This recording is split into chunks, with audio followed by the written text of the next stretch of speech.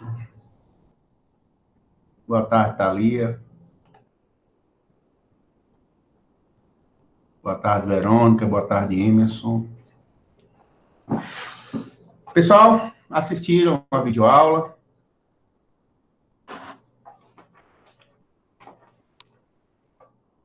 Não? Assisti. Bom, pelo menos alguém assistiu aqui.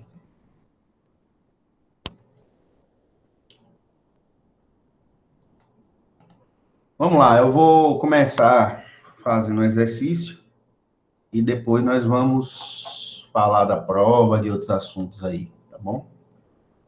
Deixa eu compartilhar o exercício com vocês. Quando o exercício aparecer na tela, me avisem.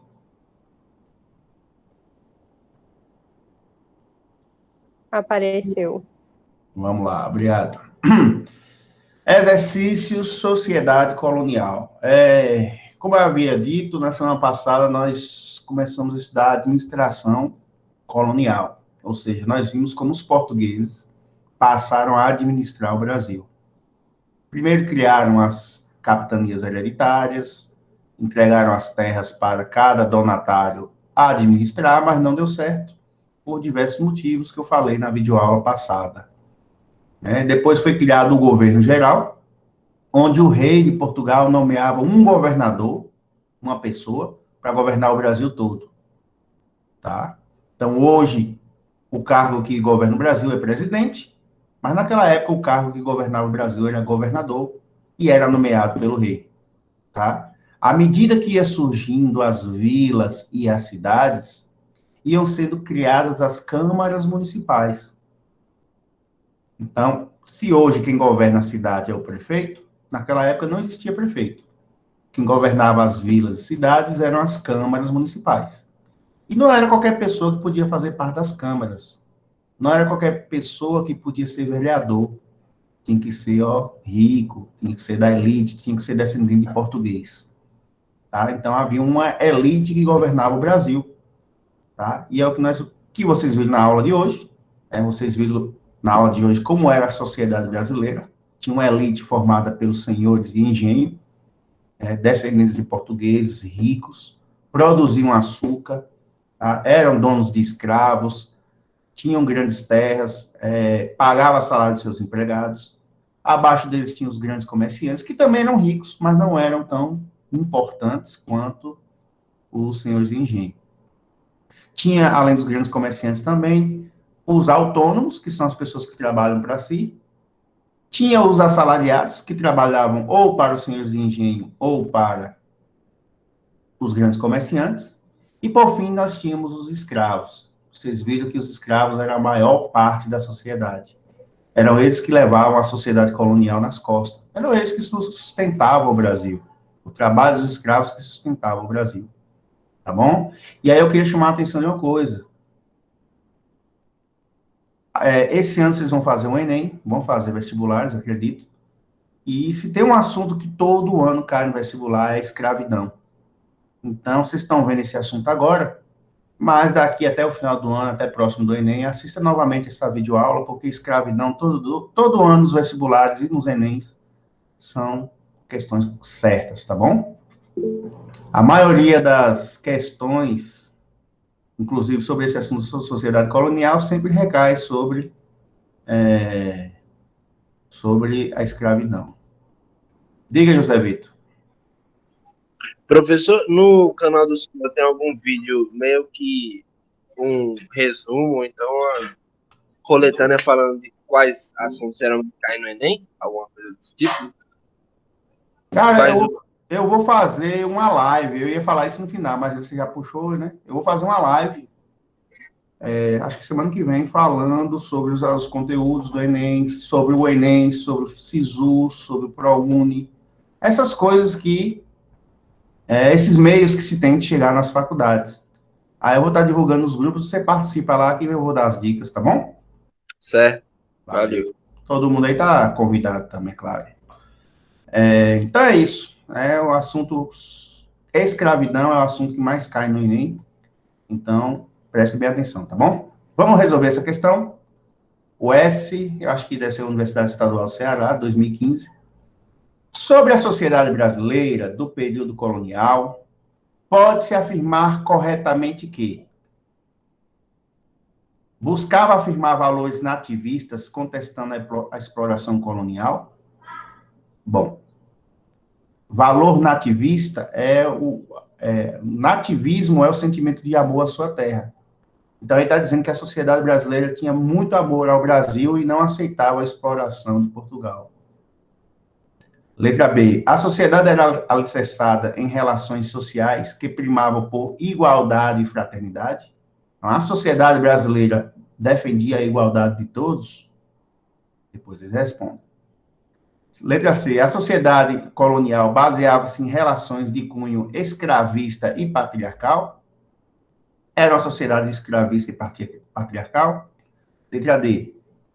Procurou imprimir uma nova dinâmica social que em nada lembrava a metrópole colonizadora, ou seja, nada lembrava Portugal.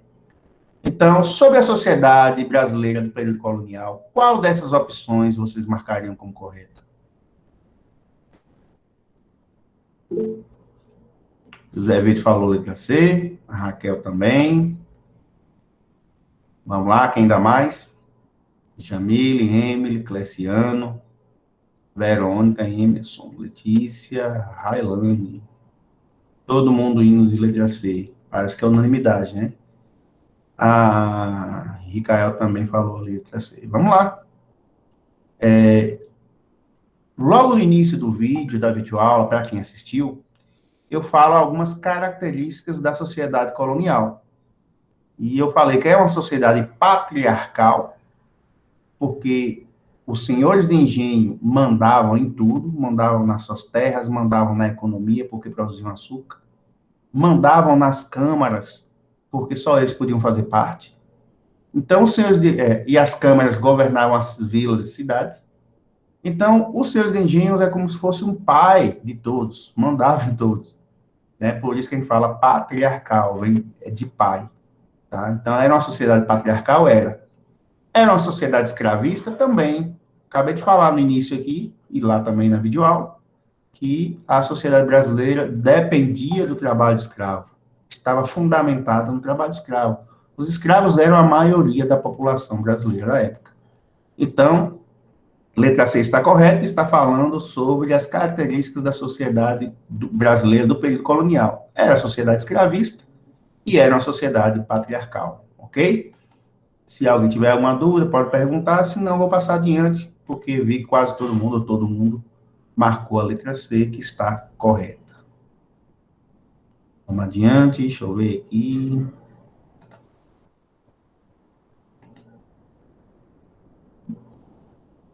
Travou, Luiz Gustavo? Aí tá travado aí, gente? Aqui não tá, não. Essa é a internet dele. Vamos lá, vamos adiante. IFSP, deve ser o IFBA de lá, né? IFBA, Bahia, e IFSP, São Paulo. Instituto Federal. Considere as seguintes informações sobre a escravidão praticada na América Portuguesa. Galera, a dica aqui do professor. A América Portuguesa é como eles chamavam o Brasil naquele tempo. Então, se no Enem, no vestibular, vai falando, não sei o que, a América Portuguesa, aí vocês, olha, está falando do Brasil no período colonial. Era assim que os portugueses chamavam o Brasil, de América Portuguesa. Tá bom? Então, considere as seguintes informações sobre a escravidão praticada na América Portuguesa ou no Brasil. Nos cafezais e canaviais, o escravo fazia parte de uma equipe de cerca de 12 a 15 homens ou mulheres. Gente, aqui não são para marcar, aqui são afirmativas. É para marcar lá embaixo, tá? Então, aqui dizia que no trabalho, o escravo fazia parte de uma equipe de 12 a 15 homens ou mulheres. O engenho de açúcar e suas máquinas exigiam trabalhadores especializados, ok? Que eram os assalariados, viu? Tem muita gente, professor, mas no engenho trabalhava escravo? Sim, mas também trabalhavam os assalariados, eram pessoas especializadas como os produtores de açúcar, tá?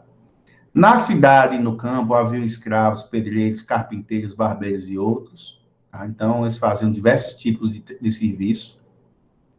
Nas cidades, os senhores alugavam o serviço dos escravos, capacitados em variadas tarefas e também no comércio. Tá?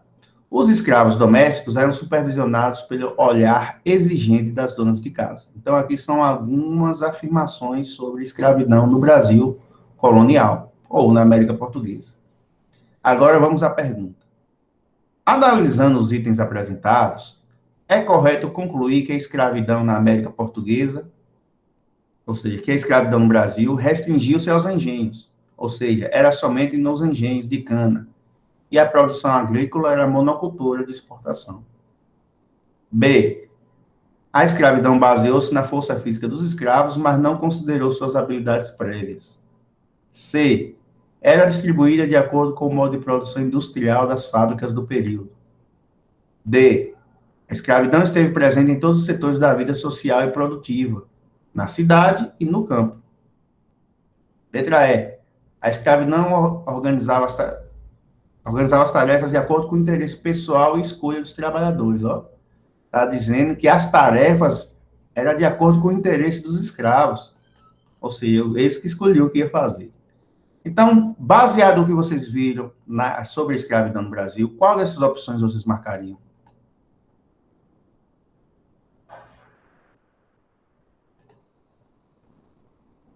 Raquel, Emily, Emerson, José Vitor, Cleciano, Caene, Crislane, Verônica, Letícia, todo mundo foi de letra D. Eita, que tá fácil então, hein? Vamos lá? De fato, aqui se vocês voltarem um pouco, vão ver que os escravos estavam em todos os lugares, no campo, eram pedreiros, eram carpinteiros, eram barbeiros, estavam na cidade, estavam no engenho, tá? Fazia serviço doméstico, então eles estavam em todos os lugares trabalhando. Como eu disse a vocês, o Brasil se movia naquela época tendo como base o trabalho escravo. Então eles estavam realizando todos os tipos de serviço, né? E o engraçado que eu falei também no vídeo lá, quem assistiu a videoaula viu, que tinham escravos que eram alugados. Os senhores alugavam o serviço dos escravos, né? Para prestar serviço para outra pessoa. E às vezes o senhor deixava um pouquinho desse dinheiro com o escravo, então eram chamados escravos de ganho. Até falei nisso lá. Então, de fato, a letra D é correta. Os escravos estavam em todos os lugares, desempenhando diversas funções. O FV, vamos adiante. Durante o período colonial no Brasil, a desorganização da administração metropolitana e a prática da venalidade do funcionalismo real. O que é venalidade do funcionalismo real? Compra e venda de cargos, ou seja, tudo errado. Aliadas às dificuldades de comunicação entre a Europa e a América, contribuíram para o crescimento do poder dos homens bons. Ou seja, aqui está dizendo o seguinte, a administração no Brasil era tão desorganizada, a venda de cargos, a corrupção era tão grande, que quem se sobressaía no meio dessa confusão toda eram os homens bons. Quem eram os homens bons? Então, essa expressão era utilizada para designar aqueles que os homens bons integravam a Companhia de Jesus, ordem religiosa formada em torno de Inácio de Loyola, a qual no Brasil buscou promover a conversão dos índios ao catolicismo. Os homens bons podiam eleger e ser eleitos para os cargos públicos ligados às câmaras municipais, primeira instância de representação local da monarquia portuguesa. Os homens bons participaram da Conferência Mineira, um levante contra o governo colonial no final do século XVIII, tendo uma de suas motivações a cobrança da derrama. Os homens bons habitavam os quilombos, eles eram escravos, né? E lutavam pela liberdade, sendo em sua maioria comerciantes e escravos negros fugidos de origem africana ou nascidos no Brasil. Os homens bons integravam as expedições armadas de caráter oficial ou particular entre os séculos XVI e XVIII, e se aventuraram pelo interior do Brasil em busca de ouro ou de indígenas para fazê-los escravos. Sabendo quem são os homens bons, que opção vocês marcariam aí nessa questão? José Vitor falou letra B, Raquel também, Letícia, Emerson, Emily, Icael, Ana Luísa, Caene. Bom, Ou todo mundo está muito retado, ou um está puxando a fila, né? Tô brincando. Mas esse assunto é muito fácil mesmo, eu gosto muito dele. Brasil colonial é muito interessante. Tá? Então, de fato, os homens bons poderiam se reeleger e ser eleitos para os cargos públicos ligados às câmaras municipais. Eu falei a vocês que os homens bons eram os senhores de engenho, somente eles podiam ocupar os cargos das câmaras municipais, ó, que governavam as vilas e cidades. Então, essa é a opção correta, de fato, desta questão. Eles não faziam parte da Companhia de Jesus, quem fazia parte da Companhia de Jesus eram os jesuítas, os padres missionários que vieram converter os índios.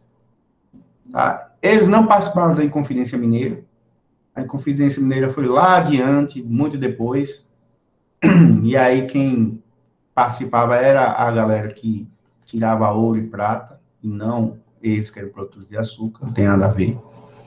Os homens bons não habitavam quilombos, quem habitava quilombos eram os escravos, e eles não integraram expedições armadas. Isso aqui, gente, está falando dos bandeirantes, ó. Integrava expedições armadas de caráter oficial particular, se aventurar pelo interior do Brasil em busca de ouro ou de indígenas para fazê-los escravos. Os bandeirantes vai ser o assunto da nossa próxima aula, tá certo? Então, eram eles que iam para o interior em busca de ouro e prata, caçar índios para fazê-los escravos, vender como escravos. Então, é um assunto da nossa próxima aula. Então, vamos à última questão, para depois eu falar sobre a prova. A chamada sociedade patriarcal, característica do Brasil colonial, assentava-se em dois elementos essenciais. Então, está falando das características, ó, dos elementos da sociedade patriarcal. Que elementos eram esses da sociedade patriarcal? Livre comércio e isenção de taxas, tem a ver com eles.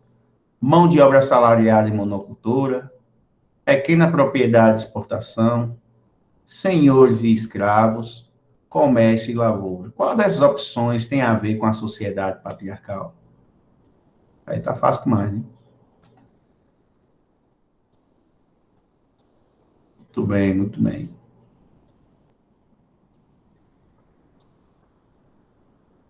Leciano, Luiz, Letícia, Relânia. Bom, todo mundo foi de letra D. Como eu já havia dito aqui, a sociedade patriarcal era formada pelos senhores de engenho, tá? Em sua maior parte era senhores de engenho e escravos, tá bom? Então, acho que não tem nenhuma dúvida em relação a isso. Tá tranquilo o assunto. E aí, galera, gostaram desse assunto? Da sociedade colonial? Sim. Alguém tem alguma pergunta, algum comentário sobre o assunto? Pode falar. Tá fácil? Tá Tá fácil. bem fácil o assunto. Bem fácil, né? E vocês podem ver que são questões de vestibular aí, viu? Então, a questão é só estudar mesmo para poder... Com a explicação facilita. Como é, José? Falhou sua voz, desculpe. Com a explicação do senhor facilita. Ah, tá. Obrigado. Valeu. Falar nisso, quando for assistir a aula lá, dá um joinha lá, um ok, um comentário. Vamos ver se o professor chega em 1.000 inscritos, coitado. Quem não se inscreveu ainda, se inscreve lá, gente. Tá bom? Já me inscrevi já, professor. Beleza, Cleciano. Valeu. Ó, eu vou falar agora sobre a prova. É o seguinte.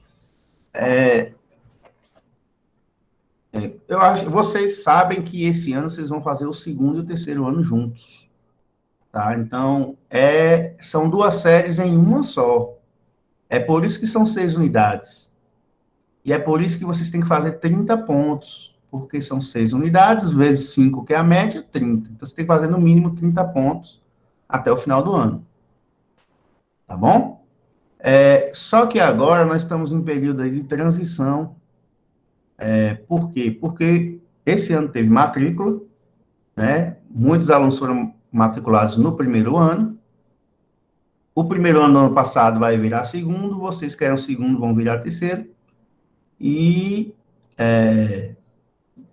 esses alunos do primeiro ano, eles precisam ter professores. Então, vai ter que haver uma reformulação geral, né? Alguns professores vão ter que ser professores do primeiro ano, outros vão continuar com vocês aqui, mas o fato é que vai mudar muita coisa, e isso vai mudar agora em junho, tá? Então, vai ter que ter uma parada aí, para refazer horários, professores ocuparem outros espaços, pegar as novas turmas, né, como eu havia dito, e por conta disso, até novos grupos vão ser criados. O de vocês não, o de vocês é segundo, vai virar terceiro, só vai mudar o nome, né? Mas, assim, o fato é que vocês têm que fazer os 30 pontos para passar, que não adianta. Não é fazer 3 unidades e passar, terminar o segundo e passar para o terceiro. É como se fosse um ano só. E aí vocês vão fazer as 6 unidades, tem que fazer 30 pontos. Tá? Então só vai mudar o nome. Professor, Diga, Clécio. e se por acaso a pessoa passar no segundo e perder no terceiro? Tá passado por assim, Aí vou você fazer o continua no terceiro. terceiro ano. Ah, sim, tá certo. Não, mas assim, deixa eu contar a vocês. É assim, é um ano só. Então, se você passar, você passou tudo. Se você perder, você perdeu tudo. São 2 anos em um, entendeu? É por isso que é importante estudar de agora até o final do ano. Não é, já estou desanimado, nem começou, estamos na segunda unidade ainda. Mas, enfim, onde é que eu quero chegar com essa história toda? É porque, como vai ter que ter uma parada para reorganizar os grupos, reorganizar as turmas e professores, essa segunda unidade nossa, ela ia até 19 de junho. Então, ela vai ter que ser encurtada um pouco para poder reorganizar e recomeçar já com os alunos do primeiro ano, os novos. Entendeu? Então, como essa unidade vai ser curta, é provável que nós vamos ter apenas uma prova. É isso que eu queria falar para vocês. É nesse ponto que eu queria chegar. Nós vamos ter apenas uma prova, que vai ser semana que vem. Tá? Então, o assunto vai ser o assunto da semana passada, que foi a administração colonial. O assunto dessa semana, que é a sociedade colonial. E o assunto da próxima semana, que é economia colonial. Tá? Ou seja, tudo sobre Brasil colônia. Então, como vai ser uma prova só, eu vou confirmar isso, mas é muito provável que só tem que fazer uma prova, porque vai terminar logo a unidade, vai terminar antes. Se for uma prova só, ela vai valer 9 pontos. Tá? Então, serão 9 questões, cada uma valendo um ponto para vocês fazerem lá no Google Sala de Aula. E um ponto é o da frequência, né? O da frequência que eu tenho feito sempre após as aulas aqui, a postagem lá no Google Sala de Aula. Então, eu não sei como vão ser nas outras disciplinas. Na verdade, eu estou trazendo essa informação antecipada, porque ainda vai ter a reunião com os professores, mas eu fiquei sabendo. Mas só para vocês terem noção que vão ter que estudar bem para uma prova só, para tirar uma nota boa, né? Para passar. Tirar mais que 5, de 5 em diante. Tá bom? Então, fiquem atentos a isso. Era essa informação que eu queria trazer para vocês. Alguma pergunta, alguma dúvida? Deu para entender o que vai acontecer? Deu, né? Deu. Sim. Pronto. Eu não sei em relação aos outros professores, mas no meu caso eu vou continuar com vocês, porque eu sou professor de História do terceiro ano também. Tá? Então, no meu caso, eu continuo com vocês até o final. Tá certo? Mais alguma pergunta? Aleluia, o melhor professor de história. Valeu, Ana Luísa. Obrigado. Alguma pergunta, gente? Algum comentário? Não. Não. O que deve mudar, só finalizando, o que deve mudar é porque, como eu sou professor de História dos terceiros anos, eu devo pegar as outras turmas do segundo, que acho que é do professor Florencio, se eu não me engano. Que vão virar terceiro, né? Então, aqui, esse grupo nosso do WhatsApp vai aumentar, porque vai entrar os alunos dos outros segundos anos na disciplina, e aí continua do mesmo jeito, os conteúdos vão na mesma sequência até o final do ano. Daqui até julho. Professor, se eu não me engano, na sala 7 é Manfrini, nem sei. É, né? Pois é. É Manfrini. É Manfrini. Não sei nem É se Manfrini. é Manfrini? Pronto. É sala 7B. Peraí, deixa eu ver. São 5 primeiros e 4 segundos. No caso aqui é a 8 e 9, né? Deve entrar a 6 e a 7. E aí o grupo de história deve aumentar, deve ficar maior, mas não muda nada na nossa rotina.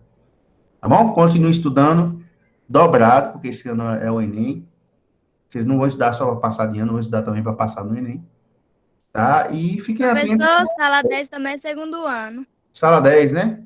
É. Ah, na verdade, aqui é na sala 9 e 10. Eu não tenho a Aham. 6, a 7 e a 8. Acho que de 1 a 5 é primeiro, 6, 7, 8, 9 e 10 é segundo.